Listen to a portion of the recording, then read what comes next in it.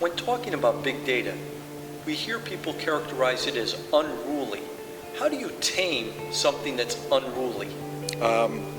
Since big data, with all the components that I described, is generated in such large volumes and at the same time with such speed, it is not that straightforward to organize this data in our traditional type frameworks. You can't just have a simple relational database where you can put this information and then access it, through different tools. So there are new tools that are out there which are exclusively created to deal with this type of data.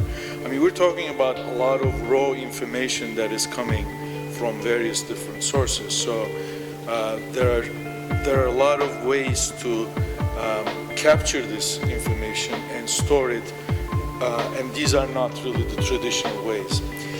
The other aspect of this is like, what do you do with this data once you organize? Let's say you capture them somewhere in some kind of a data store.